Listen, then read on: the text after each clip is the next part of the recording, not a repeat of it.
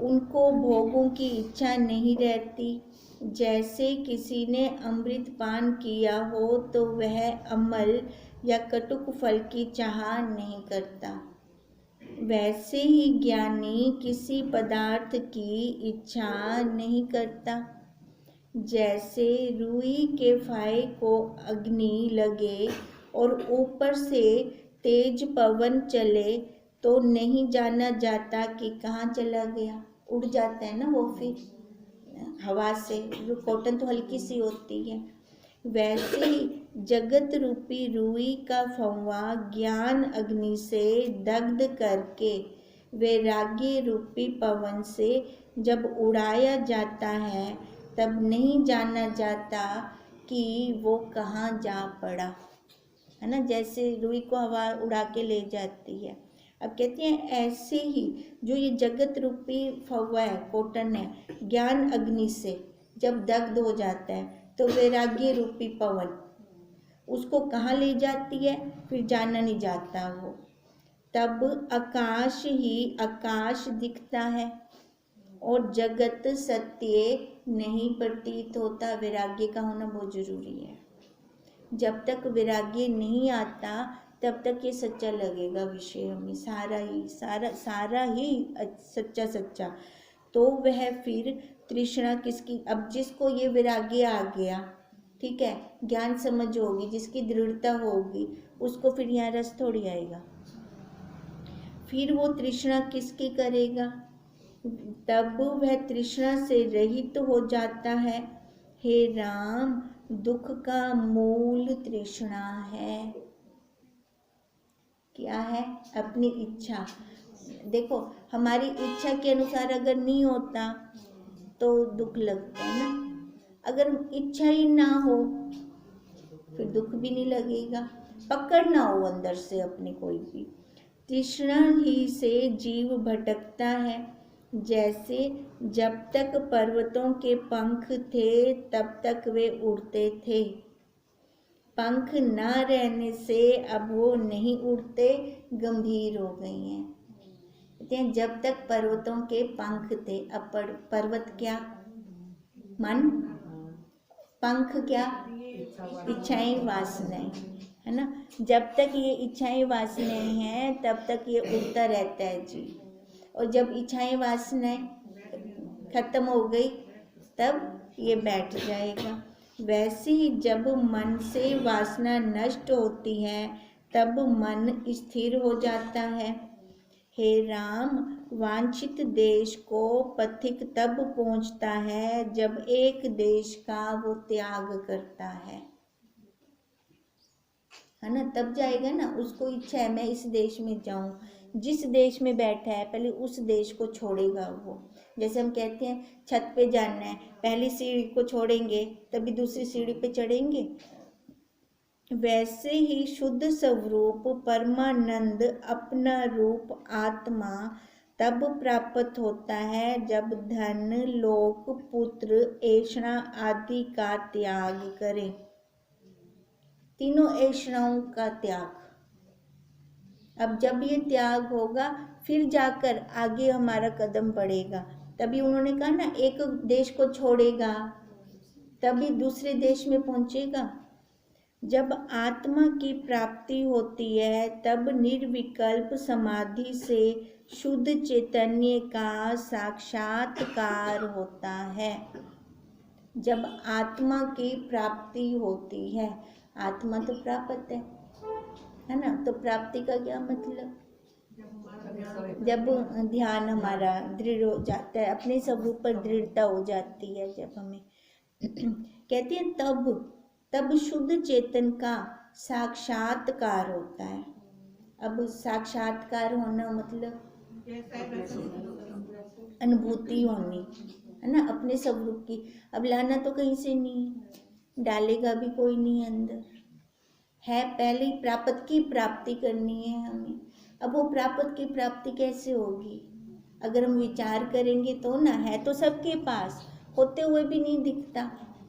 इसलिए कहते हैं जब निर्विकल्प समाधि होती है तब शुद्ध चैतन्य का साक्षात्कार होता है और जब समाधि से उसका साक्षात्कार होता है तब चेष्टा होने पर भी उसी में स्थित रहता है। अब देखो मतलब कर्म तो होगा ना, कर्म के बिना कैसे निर्वाह होगा, कर्म चलना है। अब कहते हैं पहले एक बार उसका साक्षात्कार हो जाए, फिर उसके बाद, तभी तो कह रहे हैं, और जब समाधि से उसका साक्षात्कार होता है तब चेष्टा, चेष्टा मतलब कर्म, बैठ तो नहीं जाएगा हम साक्षात्कार के बैठ रहो आराम ना, नहीं ना, जब तक शरीर है, शरीर की प्रारब्ध है, तब तक चलना है। तब कहते हैं तब चेष्टा होने पर भी उसी में स्थित रहता है, परम निर्वाण पद को प्राप्त होता है, जहाँ पे कोई बाण नहीं होता। चित्त रूपी बेल दूर हो जाती है, जैसे रस्सी में जो बल होता है उसको खींचकर फिर छोड़ते हैं। बल होंगे ना रस्सी में, अब उसको हमने सीधा करना तो कैसे करेंगे, खींचेंगे ना, है ना। कई बार देखो जो हमारे कैलेंडर्स वगैरह होते हैं बीच में निशान से आ जाते हैं तो हम उनको खींच के ना एक साइड से किताबें रख देते हैं, वल निकल वैसे सीधे, और हिंदे वल की में निकल से कैसे निकलेंगे ये वल, यही ऐसे ही तो वल निकलेंगे, विचार करेंगे, बार बार अभ्यास करेंगे इसका बार बार, है ना, क्योंकि इसको तो जन्म जन्मों के जीव भाव वाले संस्कार है। अब जितना ज्ञान हमें स्वयं के लिए होता है उतना ही हम सामने वाले के लिए लगाते हैं, उससे ज़्यादा तो लगा नहीं सकते। फिर अपना जो होता है ना वो हम सामने वाले पे थोप देते हैं, वहाँ पे ये नहीं पता लग ही नहीं सकता, क्योंकि उससे ज़्यादा तो हमारी कंडीशन नहीं है ना सोचने की, तो हम कैसे सोचेंगे। तो हम अपने भावों से हम अपने गुरुदेव को नापते तोलते रहते हैं, तो हम क्या सही करते हैं, नहीं करते हैं ना। देखो हमारे भाव तो छोटे, हम अपने छोटे भावों से हम अपने गुरुदेव को कैसे नाप तोल कर सकते हैं, नहीं कर सकते हैं ना। तो अपनी बुद्धि को उस लेवल तक पहले लेकर आए, फिर जाके कुछ डिसीजन लें। अब तभी वो कहते हैं चित्त रूपी बेल तब दूर हो जाती है जब निर्वाण पद की प्राप्ति होती है, जैसे रस्सी में जो बल होता है उसको खींचकर फिर छोड़ते हैं तब वह सीधी हो जाती है, वैसे ही जिसको समाधि में चैतन्य का साक्षात्कार होता है उसको उत्थान काल में भी वही भासित होता है। तभी गुरुदेव कहते हैं पहले एक बार पक्का घड़ा बन जाओ, पक्का घड़ा बनकर फिर जाओ, मना नहीं है, कच्चे बनकर मत जाना।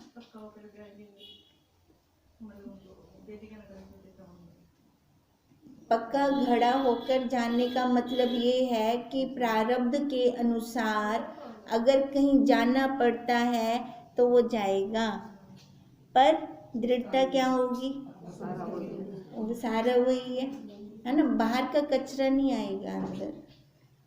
और देखो जैसे गुरुदेव कहते हैं कि गुलाब को जहाँ पर भी रख दो, वो चाहे नाली पे भी रख दो ना, वो खुशबू अपनी महक अपनी ही देगा, नाली की महक नहीं देगा। कहते हैं पर जिसको उसका परमार्थ है उसको जगत भासित होता है। अब कहते हैं जिसको समाधि में चैतन्य का साक्षात्कार होता है, मतलब एक बार जान लिया कि मैं वही हूँ, मैं वही सच्चिदानंद हूँ, वही आत्मा हूँ, फिर कहते हैं उत्थान काल में भी चाहे वो जहाँ मर्जी जाए उसको वही भासित होता है। पर जिसको परमार्थ है, उत्थान काल मतलब जहाँ भी कर्म निर्वाह के लिए वो जाता है, जगत में व्यवहार करने के लिए जाता है, जिधर किधर जाता है, जहाँ मर्जी हो, है ना, चाहे व्यवहार में है चाहे अपने परमार्थ में है, जहाँ मर्जी हो, परमार्थ में है तो है ही है वही, और व्यवहार में है तो भी वही है, जहाँ मर्जी जाए उसको वही भासित होता है। पर जिसको उसका परमार्थ है, जिसने साक्षात्कार नहीं किया, दृढ़ता नहीं की, विचार नहीं किया, उसको यह जगत ही भासित होता है। हे राम, वस्तु एक है परंतु उसमें दो दृष्टियां हैं। है तो वही अपना स्वरूप, ठीक है। वस्तु एक है पर देखने का अंदाज दो हो गए ना, एक संसार वाला हो गया, संसारी हो गया, एक परमार्थ वाला हो गया। तभी मैं कह रही हूँ कि जिसको ज्ञान जितना होता है ना, अपना ज्ञान होगा, सामने वाले के लिए उतना अनुभूति निकालेगा वो, उससे ज़्यादा नहीं निकाल सकता वो। तभी कह रहे हैं हे राम, वस्तु एक है परंतु उसमें दो दृष्टियां हैं। जैसे रस्सी एक है पर सम्यक दर्शी को रस्सी दिखती है और असम्यक दर्शी को सर्प दिखता है तो वही एक है ना, साक्षी।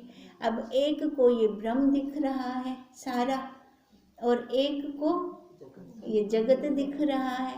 क्यों? वही है ना, दृष्टि, जैसी दृष्टि वैसी सृष्टि। वैसे ही ज्ञानवान को आत्मा प्रतीत होती है। ठीक है। अब जैसे वशिष्ठ जी कह रही हैं, हे राम, तीनों कालों में जगत ही नहीं है, ठीक है, पर राम जी बार बार घूम फिर के वहीं आ जाते हैं। फिर वशिष्ठ जी कहते हैं सिद्धांत काल में। अब सिद्धांत काल कौन सा है? ये प्रैक्टिकल ना, जिसको अंत में जाके सिद्ध करते हैं, वही सिद्धांत काल है हमारा, जब खुद की अनुभूति निकलती है। कहते हैं वही तब जाके दिखाई देता है। अब आप किसी चीज़ का अनुभव करी बैठे हैं, है ना, कोई वस्तु मैंने खाई है, उसकी अनुभूति है, ये ऐसे है। अब जिसने नहीं खाई उसको कैसे एक्सप्लेन करके बताएं, कैसे बताएं? लास्ट में युवा से एक बार तो खाई गेन, एक बार तो खाई गेन, एक बार तो खा गिन से न बुलाते को पता चल से। अब इसलिए कहा कि असम्यक दर्शी को सर्प, वैसे ही ज्ञानवान को आत्मा प्रतीत होती है और अज्ञानी को जगत दिखता है। जिस पुरुष ने ज्ञान में जगत को असत्य नहीं जाना, वह मानो चित्र की अग्नि है। जिस पुरुष ने ज्ञान में जगत को सत्य असत्य नहीं जाना, असत्य नहीं जाना मतलब जिस पुरुष ने ज्ञान में जगत को असत्य नहीं जाना, मतलब है तो असत्य, असत्य नहीं जानना मतलब सत्य जान रहा है ना, इंटरेक्ट वैसे तो वो सत्य जान रहा है। तो मानो चित्र की अग्नि है। चित्र की अग्नि देखो जलाती भी नहीं है और है भी, दिख भी रही है ना। अब उसने सही सही नहीं जाना तो ये जगत है भी नहीं, है ना। जैसे चित्र की अग्नि कुछ लॉस तो नहीं करती पर है तो अग्नि, है ना। अब ऐसे जिसने जगत को सही सही नहीं जाना, उनको जगत दिखदा भी पे दुखी भी थींदा पे अंदरों। जगत है कि नहीं, वैसे देखा जाए तो चित्र उसके मन में है ना, चित्र की अग्नि है ना, मन के अंदर है ना, वैसे वो तप भी रहा है अंदर से। उसमें कोई कार्य सिद्ध नहीं होता। अग्नि से उस चित्र की अग्नि से कोई कार्य सिद्ध कर सकते हैं। और जिसको स्वरूप की इच्छा है, जो तृष्णा के नाश का प्रयत्न करता है, जगत को मिथ्या विचारता है, वह आत्म पद को प्राप्त होगा। चल तो पड़ा, इच्छा तो है ना। सबसे पहले इच्छा का होना बहुत जरूरी है। जब इच्छा होगी तभी वो उस रास्ते पे चलेगा। कहते हो कदर न कदर अपनी मंजिल ते पहुंची, वैसे कदर न कदर अपने स्वरूप को प्राप्त हो जाएगा। उसकी तृष्णा भी निवृत्त हो जाएगी। फिर हे राम, ज्ञानवान की तृष्णा स्वाभाविक मिट जाती है, रहती नहीं उसके अंदर। कहते हैं स्वाभाविक, खाली देखो विचार करना है हमें, विचार करने से वो रहेगी थोड़ी। विचार जब किया क्या सत्य है क्या झूठ है, कहते हैं स्वाभाविक, उसको ज़्यादा यत्न नहीं करना पड़ेगा, स्वाभाविक निवृत्त हो जाएगी। हे राम, जैसे सूर्य के उदय से अंधकार मिट जाता है, स्वाभाविक मिट जाता है, कोई और दिया जलाने की जरूरत तो नहीं है। वैसे ही वस्तु की सत्ता पाकर उसकी तृष्णा मिट जाएगी। अब ये वस्तु कौन सी हुई? अपना स्वरूप, है ना। जैसे ही अपने स्वरूप में दृढ़ता आ जाएगी, उसकी कोई इच्छाएं वासनाएं नहीं रहती, वह परम पद में स्थित होता है। हे राम, जिसको दृश्य में निरसता है वह उत्तम पुरुष है।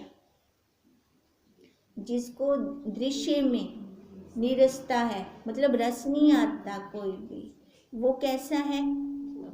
वो उत्तम पुरुष है।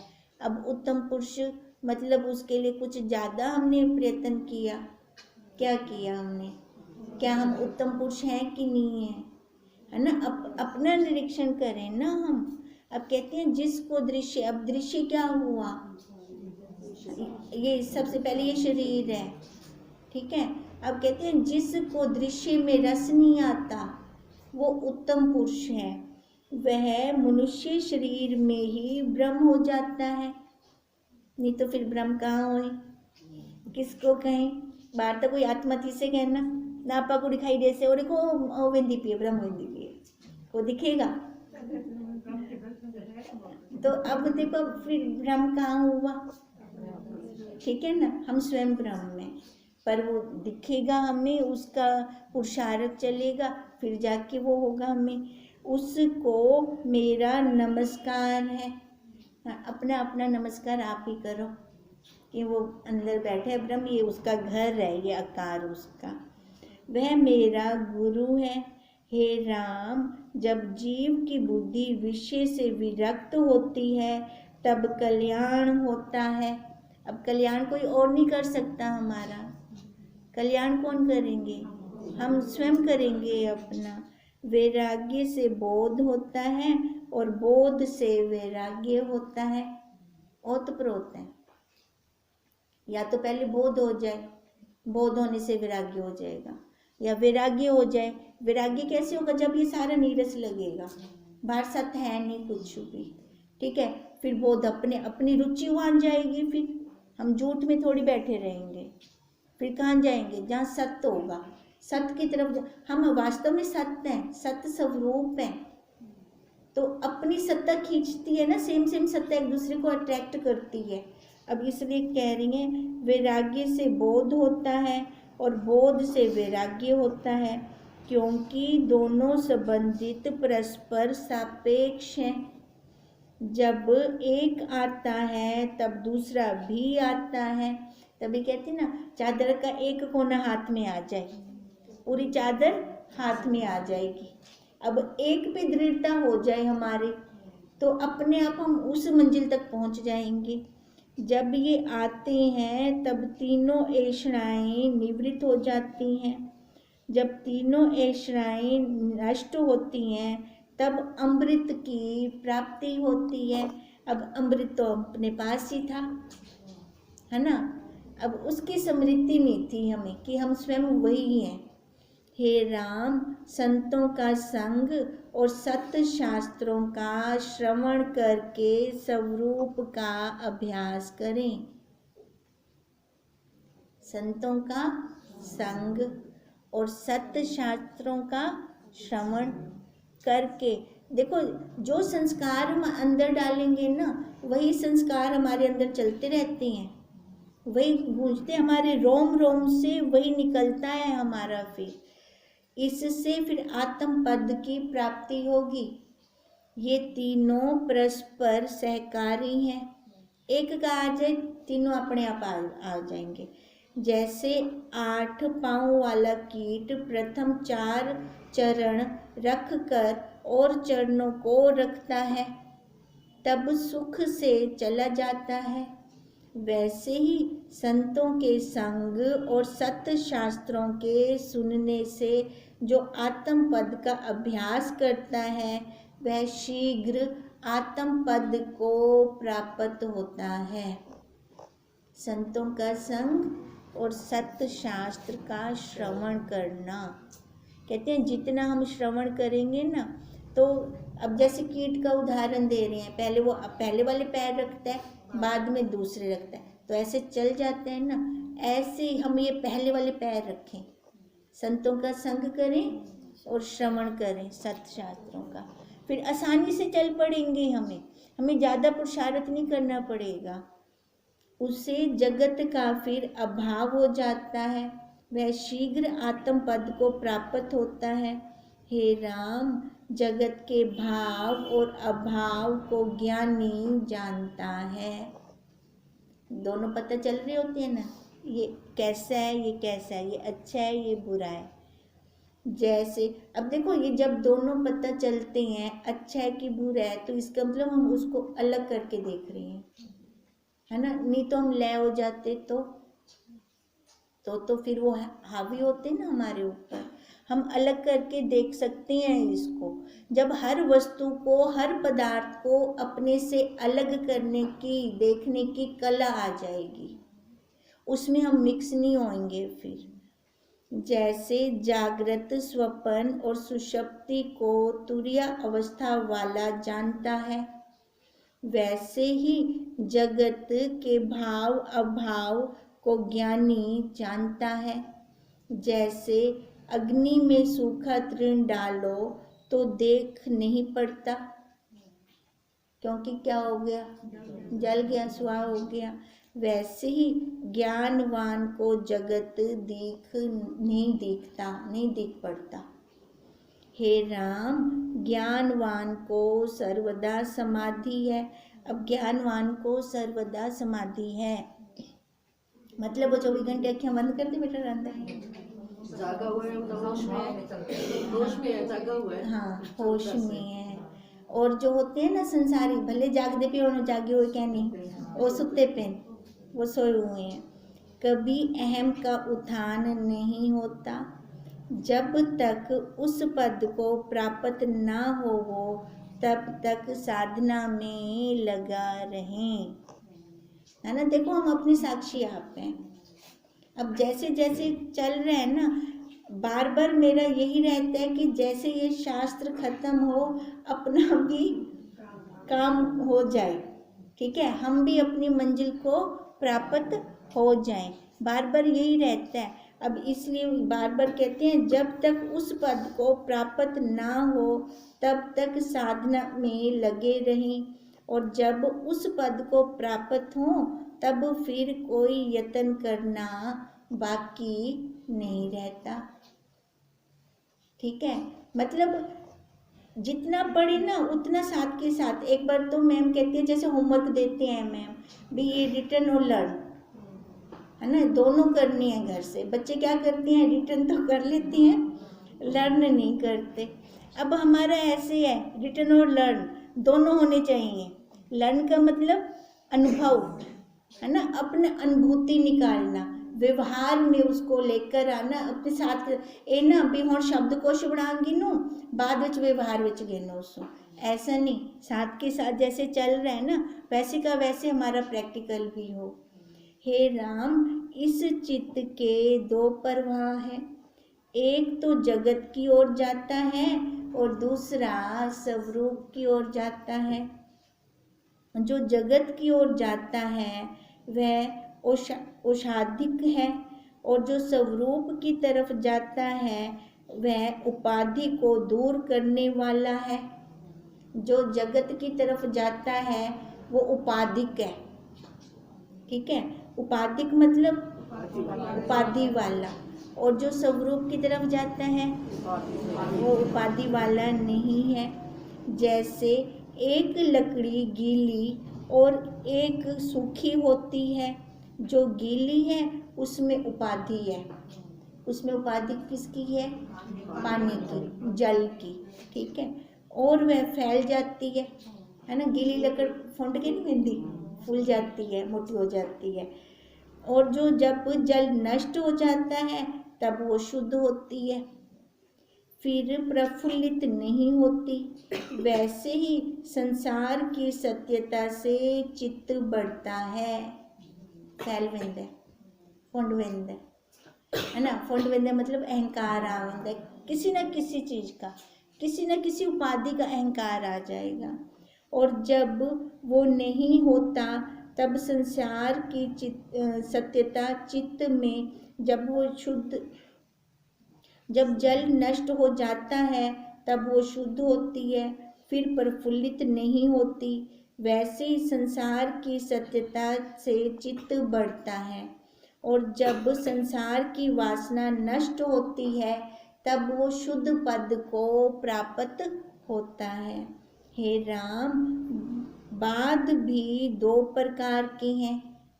जो वाद किसी को दुख दे उसे मूर्ख कहते हैं, और जो परस्पर मित्र भाव से तत्व का निरूपण करे वह वाद ज्ञानवान करते हैं। अब कहते हैं वाद मतलब जो हम वार्तालाप करते हैं, है ना, एक दूसरे से। मूर्खों का वाद कैसे होता है? संसार वाला, दुख देने वाला, किसी दूसरे का हृदय दुखी कर देंगे वो। और ज्ञानवान का वाद कैसे रहेगा? शांत रहेगा। उनको हमेशा यही होगा कि मेरे द्वारा किसी को दुख ना हो। और जो परस्पर मित्र भाव से तत्व का निरूपण करे वह वाद ज्ञानवान करते हैं। जो जैसा वाद करते हैं उन्हें उसका दृढ़ अभ्यास होता है ना। अब देखो, स्वतः वो निकल आता है अपने आप, वो बनावट नहीं हो सकता। बनावट करने के लिए ना बहुत पुरुषार्थ करना पड़ता है। जो हमारा स्वभाव होता है ना वो स्वतः निकल आता है, और वैसा ही रूप उनका फिर हो जाता है। जो झगड़ा करते हैं उनका वही रूप हो जाता है, और जो मित्रता से स्वरूप का वाद करते हैं उनका वही रूप हो जाता है, और वह उस पद को पाकर शांति को प्राप्त होते हैं।